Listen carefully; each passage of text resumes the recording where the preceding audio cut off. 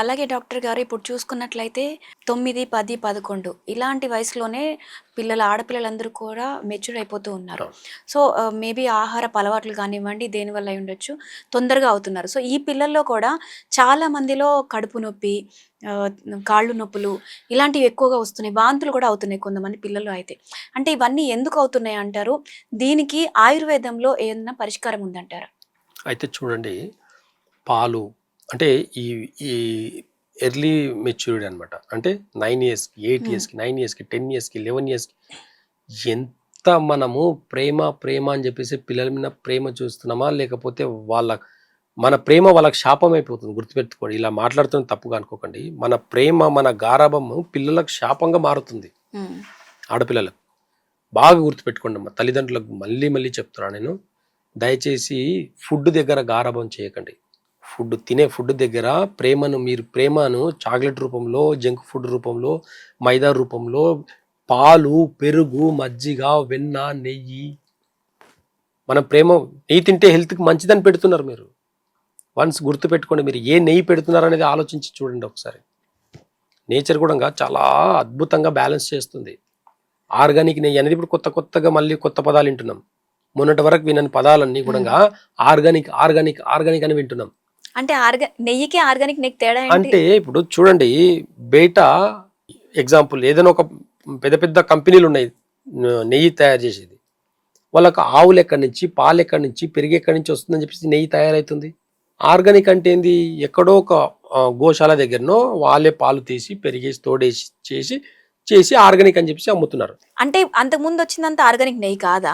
ఇప్పుడు కూడా పెద్ద కంపెనీలన్నీ, అందుకే చెప్తున్నా, పెద్ద మిల్క్ ప్రొడక్షన్స్ అన్ని చేసేవన్నీ కూడా పాలు ఎక్కడి నుంచి వస్తుంది వాళ్ళకు. ఎగ్జాంపుల్ మంచి కంపెనీలు ఉన్నాయి కదా, పాల ప్యాకెట్లు అమ్మే కంపెనీలు ఉన్నాయి కదా, వాళ్ళే కదా నెయ్యి కూడా అమ్ముతున్నారు. వాళ్ళకి పాలు ఎక్కడి నుంచి వస్తున్నాయి, వాళ్ళకి పెరుగు ఎలా చేస్తున్నారు, ఆ పెరుగు నుంచి నెయ్యి ఎలా తీస్తున్నారు, ఆ నెయ్యి ఎలాంటిది. మరి ఆ నెయ్యి తింటే మళ్ళీ హెల్త్ ఎందుకు పాడవుతుంది? నెయ్యి తింటే కొలెస్ట్రాల్ తగ్గాలి. న్యాచురల్ నెయ్యి తింటే కొలెస్ట్రాల్ తగ్గుతాయి. కానీ ఇప్పుడున్న మార్కెట్లో కల్తీ నెయ్యి తిని కొలెస్ట్రాల్ అంతా పెరుగుతున్నాయి కదా. రీజన్ ఏంటి? మరి పిల్లలకు మంచి అన్నప్పుడు ఆ నెయ్యి తిని, ఆ పాలు తిని, ఆ పెరుగు తిని హెల్త్ ఎందుకు పాడవుతుంది?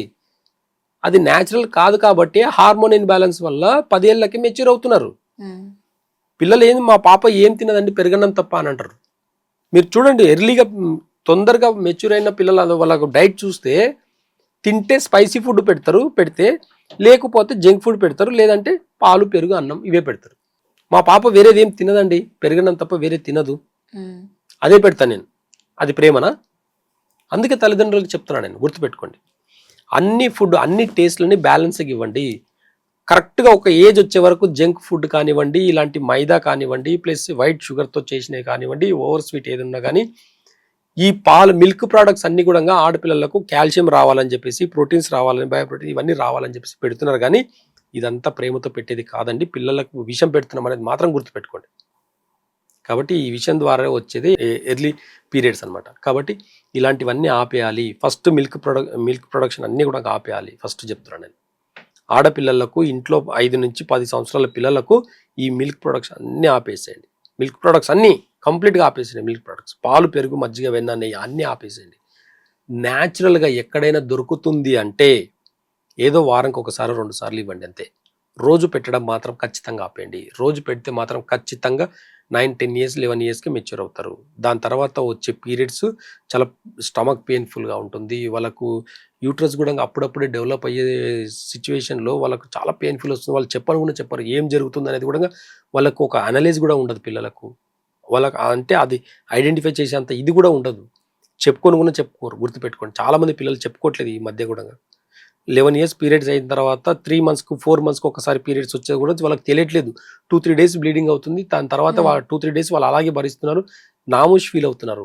పేరెంట్స్తో కూడా ఫ్రీగా చెప్పుకోలేని సిచ్యువేషన్లో ఉన్నారు. గుర్తుపెట్టుకోండి, ఈరోజు అలా తయారు చేస్తున్నాం. మెంటల్గా చాలా వీక్ చేస్తున్నాం పిల్లల్ని. ఏదైనా సరే కమ్యూనికేషన్ అనేది పిల్లలతో పెంచుకోండి. ఏ విషయమైనా సరే ఓపెన్గా చెప్పుకునేలాగా పిల్లల్ని పెంచండి. దయచేసి మనం ప్రేమ అని చెప్పేసి ఏది వాళ్ళని అంటే వాళ్ళు ఓపెన్గా చెప్పుకునే దాన్ని కూడా తప్పని చెప్పేసి చెప్పడం వల్ల ఏం చేస్తారంటే వాళ్ళు చెప్పడం కూడా మానేస్తున్నారు. పిల్లలు ఒక విషయం వాళ్ళు సొంతంగా ఆలోచన చేసి చెప్తుంటే అలా చేయకూడదు, అది చేయకూడదు, తప్పు అని చెప్పడం వల్ల ఏమవుతుందంటే ఇంకొక విషయం చెప్తే కూడా తప్పే అనుకుంటారు వీళ్ళు అని చెప్పేసి చెప్పడం మానేశారు వాళ్ళు. అలాంటి జనరేషన్లో ఉన్నాం మనం. ఇవన్నీ కూడా ప్రేమ గారాబం అని చెప్పేసి మనం చేసే ఒక విషమైన మైండ్ సెట్ని వాళ్ళకి చేస్తున్నాం. కాబట్టి ఇలాంటివన్నీ ఆపేసేసి నేచర్కి దగ్గరగా ఉండి నేచర్కి తగినట్టుగా ఉంటే పిల్లలు ఎప్పుడు కూడా ప్రీమెచ్యూర్డ్ అనేది రాదు. గుర్తుపెట్టుకోండి, 13-14 ఇయర్స్ తర్వాత వచ్చేది హెల్దీ అనమాట. ఇలాంటి సిస్టమ్ అంతా పాడైంది, ఇలాంటి సిస్టమ్ అంతా ఫుడ్ నుంచే వచ్చేది. కాబట్టి ఫుడ్ని కొంచెం కాన్షియస్గా తినబెడితే చాలు, సరిపోతుంది పిల్లలకు. అలాగే ప్రీ మెచ్యూర్డ్ అన్నాను కదా! సో, దీంట్లో పిల్లలకి కాళ్ళు నొప్పులు, కడుపు నొప్పులు వస్తూ ఉంటాయి. అయితే ఇవి తగ్గించడానికి ఎలాంటి పరిష్కారం ఉందంటారు? అయితే చూడండి, ఏదైనా సరే ఈజీ డైజెషన్ ఫుడ్ పెట్టడం వల్ల హ్మ్. వెజిటేబుల్స్ పెట్టండి. హ్మ్. హెల్దీ ఏ వెజిటబుల్లో ఎలాంటి ప్రాబ్లమ్స్ ఉండదండి. హ్మ్. వెజిటేబుల్స్ని స్టీమ్ చేసి ఇవ్వండి, ఉడకబెట్టి ఇవ్వండి, మసాలాలు తగ్గించండి, మైదా తగ్గించండి, పానీపూరి బయట ఏం తింటున్నారు, చాక్లెట్లు, ఇవన్నీ చూడండి. హెల్దీగా ఉన్నంత వరకు బాగానే ఉంటుంది. ఒక్కసారి హెల్త్ ప్రాబ్లమ్స్ వచ్చిందా ఆపేయండి ఇలాంటివన్నీ. కాబట్టి ఈ మంచి మంచి ఫుడ్, హెల్దీ ఫుడ్, ఈజీగా డైజెషన్ అయ్యేది కావాలి పిల్లలకు. ఒకప్పుడు పిల్లలు ఆడుకుంటూ మట్టి తినే రోజుల నుంచి ఇప్పుడు బిస్కెట్ తింటే కూడా డైజెషన్ చేసుకోలేకపోయిన రోజులకు వచ్చినాం మనం. కాబట్టి ఏది డైజెషన్ అవుతుంది, ఏది అవ్వట్లేదు. మైదా ఈ అన్ని మైదా ఐటమ్స్ అన్నీ కూడా డైజెషన్ అవ్వవు. ఇవే ఒక స్టేజ్కి వచ్చేసరికి ఇవే మనకు షుగర్ బీపీలు తయారవుతాయి. 10 ఏళ్లలో పెట్టినది 20 ఏళ్ళకి వచ్చేసరికి షుగర్స్ వస్తాయి, ఇండైజెషన్ ఫుడ్ వల్లనే. కాబట్టి ఇలాంటి ఫుడ్ అంతా అవాయిడ్ చేసేసి ఓన్లీ వెజిటేబుల్స్ ఇవ్వండి, స్టీమ్ చేసి ఇవ్వండి, మల్టిపుల్ వెజిటేబుల్స్ని ఉడకబెట్టి ఇవ్వండి, వాళ్ళకి దాన్ని టేస్ట్గా చేసి ఇవ్వండి. ఈ రోజుల్లో సెలబ్రిటీస్ తింటున్నారండి. హెల్దీ ఫుడ్ ఏంది అని అంటే వెజిటేబుల్స్ని స్టీమ్ చేసుకుని తినడం వల్ల హెల్దీగా ఉంటున్నారు. వాళ్ళని చూసైనా మనం ఏమైనా నేర్చుకుంటున్నామా? వాళ్ళు ఇంత ఏజ్ వచ్చిన తర్వాత కూడా వాళ్ళు ఎలా ఉంటున్నారో ఒకసారి చూడండి.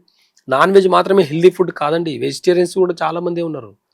ప్యూర్ వెజిటేరియన్స్ ఏం చేయాలి? నాన్ వెజ్ తింటేనే హెల్దీగా ఉంటాం, స్ట్రాంగ్గా ఉంటాం అని చెప్పేసి ఎగ్స్ పెట్టడం, చికెన్స్ పెట్టడం, ఇలాంటివన్నీ చేస్తున్నారు. ఏ చికెన్ పెడుతున్నారు మీరు? ఏ ఎగ్స్ పెడుతున్నారు? న్యాచురల్గా నాటుకోడి గుడ్లు, నాటుకోడి పెడుతున్నారా? ఏం మార్కెట్లో దొరికితే అవి పెడుతున్నారు? అవి ఎక్కడి నుంచి వస్తున్నాయి? ఎంత హార్మోన్ ఇన్బ్యాలెన్స్ చేస్తున్నాయి అనేది ఒక అవేర్నెస్ కావాలి. ఈ అవేర్నెస్ లోపం వల్లనే ఈరోజు ఇన్ని అనార్థాలు జరుగుతున్నాయి. కాబట్టి పేరెంట్స్కి రావాలి. పేరెంట్స్ పిల్లలు గారాబం చేస్తున్నారని చెప్పేసి, మొండికేస్తున్నారని చెప్పేసి ఉపవాసం ఉన్నా పర్లేదు, వాళ్ళ డైజెషన్ సిస్టమ్ ఇంకా ఇంప్రూవ్ అవుతుంది. బాగా గుర్తుపెట్టుకోండి. జంక్ ఫుడ్ పెట్టాల్సి వస్తే, ఈ హార్మోన్ ఇన్బ్యాలెన్స్ ఫుడ్ పెట్టాల్సి వస్తే పిల్లలకు పెట్టకున్నా పర్లేదు, ఇప్పకున్నా పర్లేదు, వాళ్ళు అలాగే ఫాస్టింగ్ ఉండక అలాగే ఉంటే కూడా, ఫాస్టింగ్ ఉంటే తినకుండా ఉంటే కూడా వాళ్ళ డైజెస్ట్ సిస్టమ్ బాగా ఇంప్రూవ్ అవుతుంది. అది ఒకలాంటి ఫాస్టింగ్ అనుకుని వదిలేయండి ఆ టైంకి మీరు, కానీ పెట్టకండి. ఈ గారాబం చేసి ప్రేమ చేసి మనం పెట్టడం వల్ల వాళ్ళు 15 సంవత్సరాలకు వచ్చేసరికి వాళ్ళు నరకం అనుభవిస్తారు. అది మనమే చూడలేం, మళ్ళీ పేరెంట్సే ఇబ్బంది పడతారు. అది హాస్పిటల్కి తిప్పాల్సిన రోజులు వస్తాయి, చిన్న వయసులో హాస్పిటల్కి తిప్పాల్సిన రోజులు వస్తాయి. ఈజీ డైజెషన్ అయ్యే ఫుడ్ని పెట్టండి. ఆయుర్వేద మూలంలో కొన్ని మంచి మంచి మెడిసిన్స్ ఉన్నాయి. అలాంటి మెడిసిన్స్ వాడుకుంటూ కూడా పిల్లల్ని మంచిగా పెట్టుకోవచ్చు.